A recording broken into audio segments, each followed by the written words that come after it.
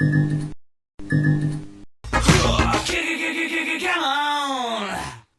everyone, Genome here, coming at you with another Marvel Strike Force kind of beginner's video, and this is kind of a, I don't know, an answer or a correction is probably a more appropriate word to some of my earlier videos, because those videos are horrendously out of date. Don't look at them for any advice on the new player experience anymore, because things have just changed so much in the last 6 to 8 months that really, you're probably doing yourself a disservice if you followed much of that advice. So, while not everything in those videos was wrong, it's just much more efficient to go a certain way nowadays. And I'm maybe more specifically talking about characters. I still think the three things that are most important to the new player really haven't changed for me. Number one, I think, is the most important, is to join a good alliance that raids regularly and does all that stuff that good alliances are supposed to do, because there's going to be so much gear that's going to be coming in, and materials and all that good stuff, by doing that. So join an alliance, because when you first start a new account, it usually sticks you into some garbage alliance when no one knows what they're doing and no one does anything, and you raid once every 2 weeks or something. That's no way to progress in this game. You'll get nowhere. So I think that's the number one advice I would give to any new player: join an alliance. Is that a fact? That's a fact. That does stuff, right? I mean, you don't have to be starting off at U7 right away or Doom raids. My goodness, you're not really going to be contributing much. But if they're there and they don't mind carrying you, that's one thing. But you also need that blue and green gear first as you're leveling. So anyway, I'm not going to labor too much on these first 3 points, but I want to talk more about the characters you should probably be going for. But yeah, join an alliance that raids. 2 and 3 are almost interchangeable, but I think 2 is more important. Build good raid teams, at least 1 or 2. Probably you want a backup team, because a lot of times you start getting to the harder stuff like U7, and you might start losing teams. Like, you get one shot, or your team gets killed. It's good to have a backup so you can keep going. So I'd say raid teams is probably the second most important thing to do. And third is to build a pretty decent arena team. You want those power cores, you want those arena credits. A lot of good characters and important characters in that arena store, as opposed to the Blitz store. A little more on that later.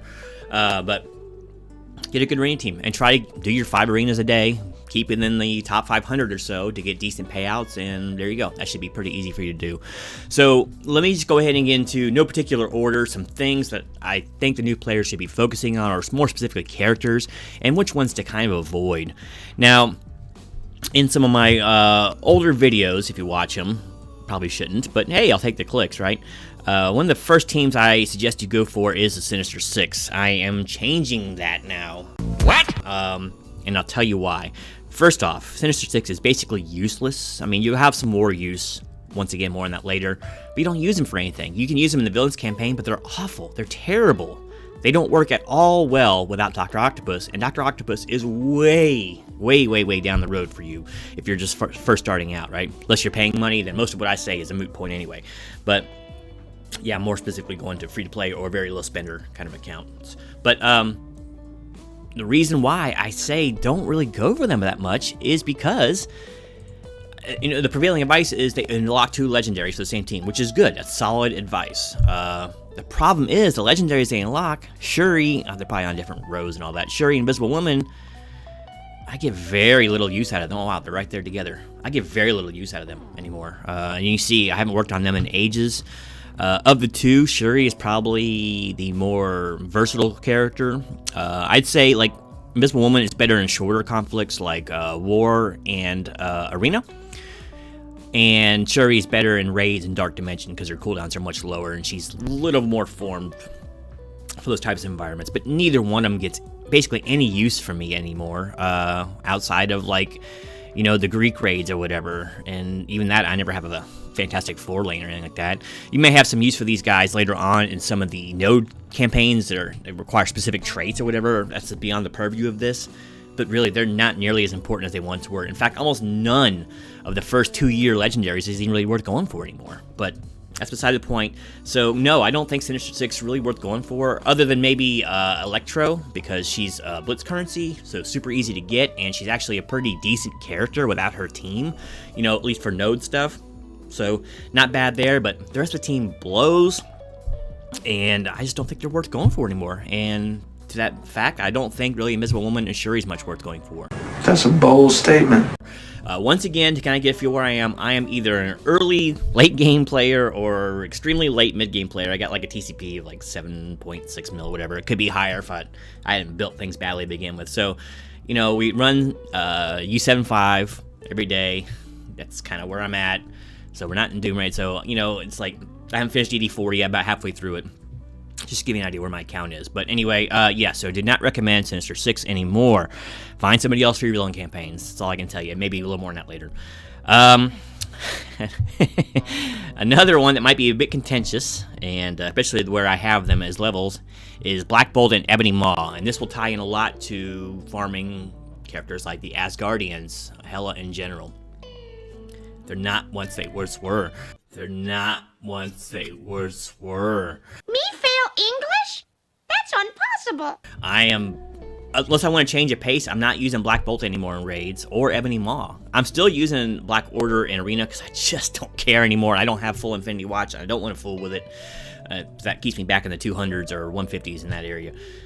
But really, I mean, outside of some, once again, some extremely late game things, like maybe DD4 or Legendary Nodes or whatever, I'm not finding really any use for these guys outside of War and, you know, Blitz. But Blitz, everyone's gets used. So, as Guardians, like, what's their real use anymore? They're not good on War defense anymore. In fact, they're like a free win for any team or any alliance running Symbiotes of any kind.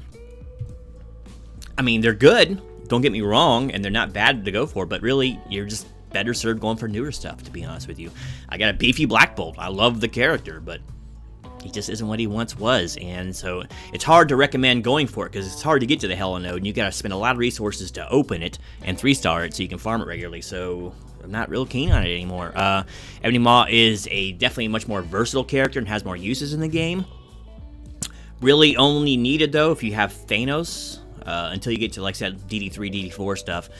So, yeah, it's hard to recommend it, and you have to go, like, way out of your way to get Ebony Maw. I mean, Inhumans, what are they used for? I don't use them in War Attack anymore. I just had them all split up and thrown all over. So, yeah, those are two other characters that used to be exceptional and don't get used much anymore. I will say, though, I do run Ebony Maw and Black Bolt in my off-raid team. I've been using XMen lately, and not using these guys, but that's with the Thanos Black Bolt combo. It's another video. I made it a while ago. The Symbiotes. Oh boy, here's a tough one to do.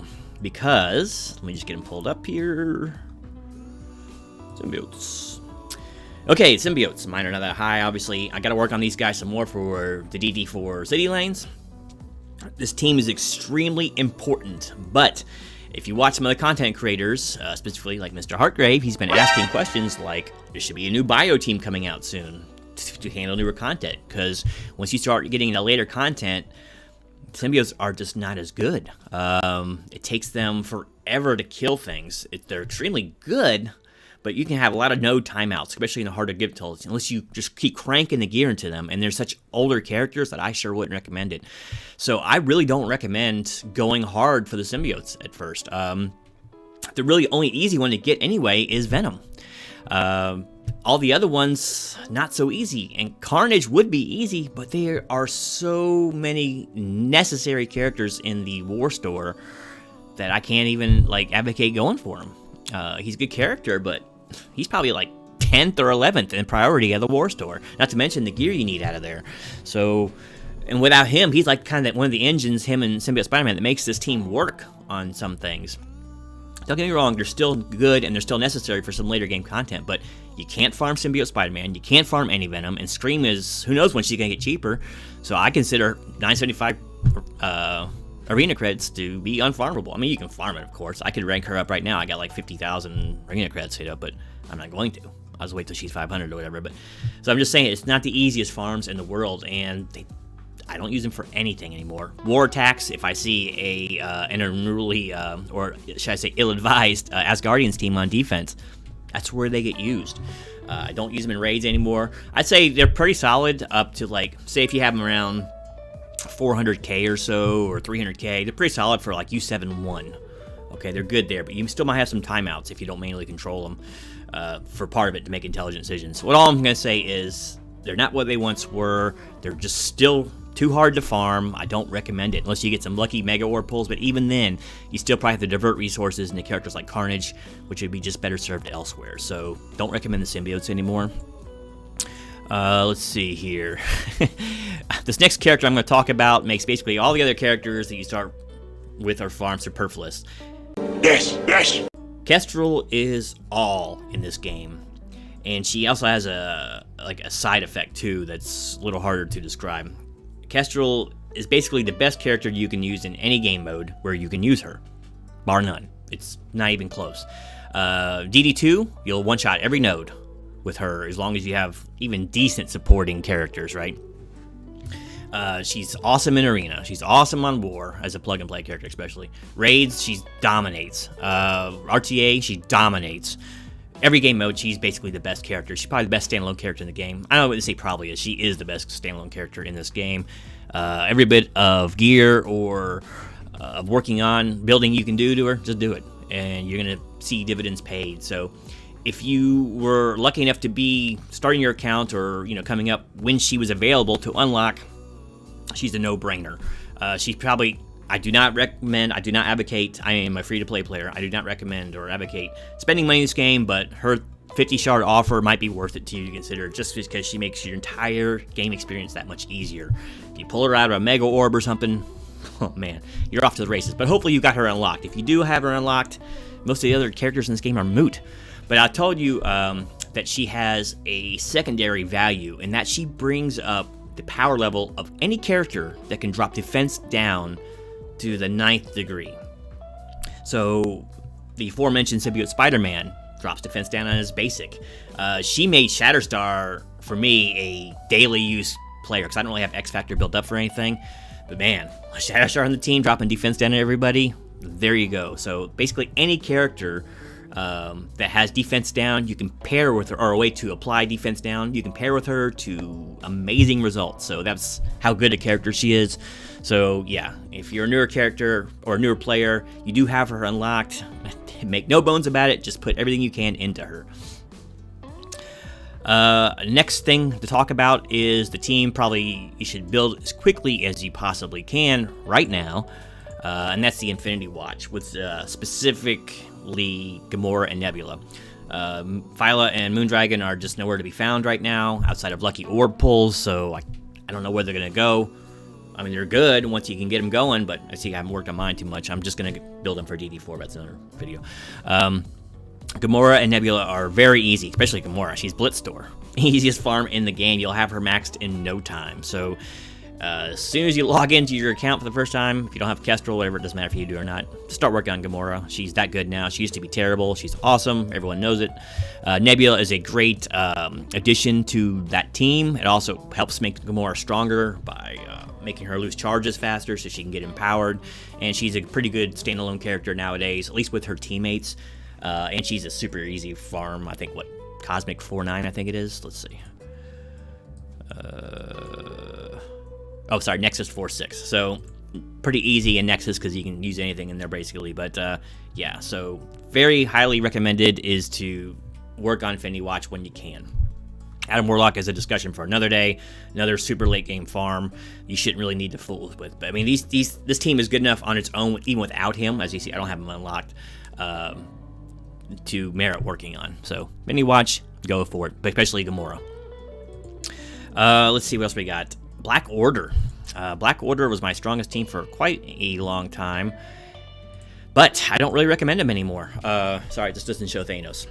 It's going to require you to unlock a lot of characters that aren't really useful anywhere. Ebony Maw and Thanos really are the only two characters on the team to see any play outside of their team. Proxima has seen experimentation coming in and out between like DD3 and DD4, but you don't really see videos with her anymore.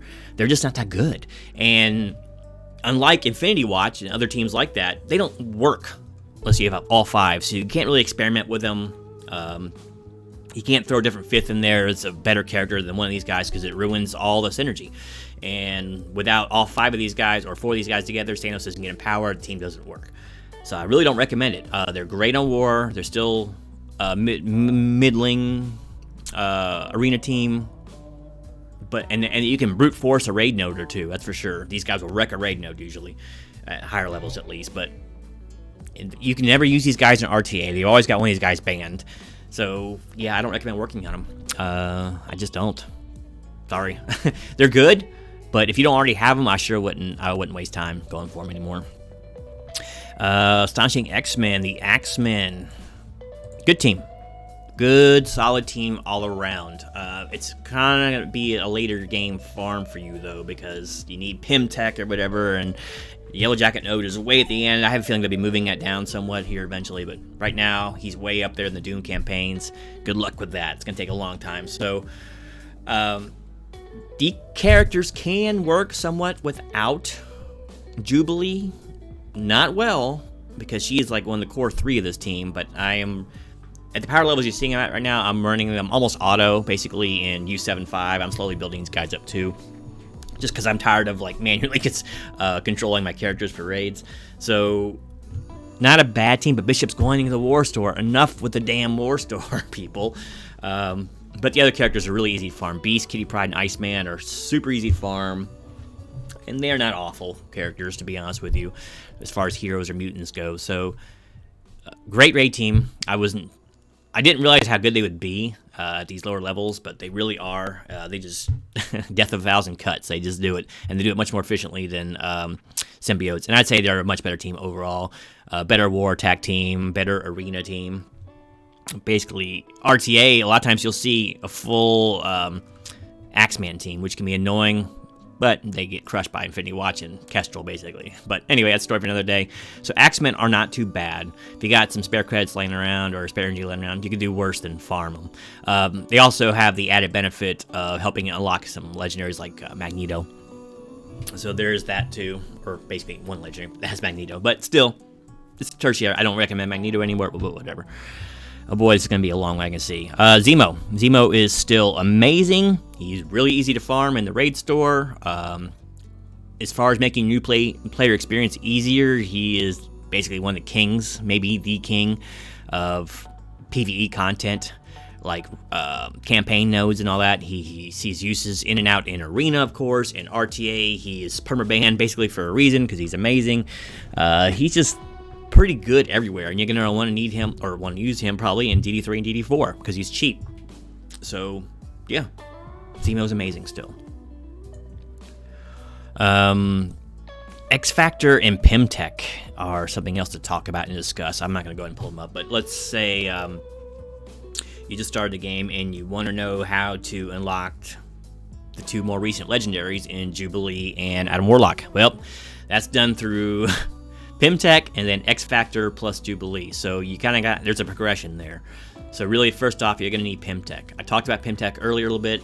Not a easy farm by any stretch of the imagination, but eventually you're going to want to work on them just for getting hold of Jubilee. And then by getting Jubilee, you complete the Axeman, hopefully, and then you can unlock Adam Warlock, along with X-Factor being worked on. These teams are not easy to farm, especially X-Factor. Very difficult to farm. In fact, I think the only easy one is Polaris right now. But as far as Pemtech goes, Ghost is the only character you're going to get any use of. You'll use her a lot, though, in some later game content like DD3 and DD4. So, good character to dump all your resources in. Most people just actually crank every bit of resource into him and barely touch the rest of the Pemtech. So, there's that. And X-Factor, Shatterstar, and Longshot are still pretty solid characters. Still on the downtrend, but pretty good. So, no problems there. But once again, not...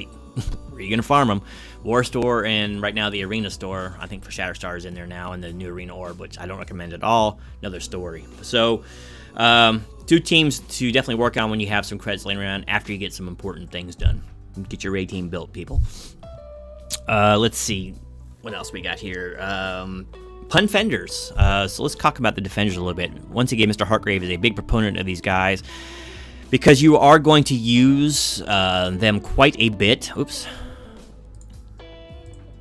With other characters, because you can split up the teams here. So you can throw Luke Cage and Iron Fist with the Heroes for Hire team. Great. And I think they have a laying down in one of the Greeks too, so it's kind of nice. And amazing war defense team once you get Misty and Colleen, right? So there you go. Daredevil has a home over in Shadowlands, and just not a bad character overall, especially versus villains. And you don't see it here because he doesn't have the Defender tag, but Punisher. Punisher is actually one of the better plug-and-play characters, for the game. I mean, he's pretty cheap to build. You start out with him, so you usually have a lot of credits on him. I haven't worked on him in quite a while, but he gets plugged in a lot of places just for the fact that he's cheap, and he has a pretty good passive versus anything that's a bad guy. So really, I don't recommend working on Defenders for content, but they'll wreck raids up to like U6 or so, and maybe even more now with the addition of Misty and Colleen, whatever the case may be. But, you know, Iron Fist is an amazing healer on the team, and the fact that you can use them in 2 fairly high-level teams later on makes them fairly safe to build. In fact, I would probably build these guys before Wave 1 Avengers anymore. As sad as that is to say, 'cause I don't recommend really working on Asgardians. So no Asgardians, no Thor working on. And with no Thor, there's no reason to build, I don't think, Wave 1 Avengers. So, yeah, that's probably a safer bet to build these guys now for your preparation for the mid and later game. So, much as I don't like the team, yeah, I can definitely see the wisdom in that. So, Pun Fenders, pretty good stuff. I would definitely use Punisher because he's a pretty good damage dealer anyway. And he's my favorite character in Marvel, so a little bit biased there. Let's see. Well, let me talk about a couple other things. Man, I want to keep this under 20 minutes, but it's not going to happen. DD 1 and 2, should you do them still? Yes. Ultron is still pretty great, especially for the lower and mid game. He just wrecks everything. So the progression is probably going to be build your DD2 teams first, and then once you beat that, use Ultron to help you beat DD1, because it's much harder to beat DD1 nowadays than it is to DD2. You're going to get in DD3 much faster. And yeah, you want all that gear that it drops at the end, and then you go back and complete DD1. So they still have merit, because you're gonna want to get all that gear for DD3 and then vice versa. Don't go crazy with it once you unlock those rewards and start building everybody up. Be specific with who you want to build, or else, yeah, you'll be broke again in no time. So that's something to consider. Another thing that gets talked about, it's getting bandied about, and I wholeheartedly agree with, is forget war. Don't do it, man. War is the biggest trap in this game. It encourages you to go way too wide, and you just cannot afford to go wide in this game. Let your roster grow naturally. Don't push it, especially if you're not in a competitive alliance or anything. Just forget it. What will be, man. Yes, you'll be much more useful to your alliance if you have some decent war defense teams, but merely, for one thing, offense is more important anyway, but still, don't worry about it, man. You'll go broke trying to build war teams, and it's just not even feasible. I haven't worked on, let's use for an example here, I haven't worked on Fantastic Four since they basically came out, other than Invisible Woman a little bit extra just for a node, a campaign node or two. This is where they were. I won't even bother upgrading this Red Star Mr. Hex. I do not use them. They get used nowhere in this game other than War Attack, and they're not even good at War Attack anymore. So, just an example of a war-specific team that I don't think war-specific teams are worth building. I really don't. You only get one use out of them. Especially war defense. You only get to use them manually. You never even see that team. There's something to be said for that. Another video anyway. Forget war as a newer player and worry about raids and arena. Let's see, and let me just, to close out this, let's talk about some characters who I think are worth talking about. I already talked about Zemo.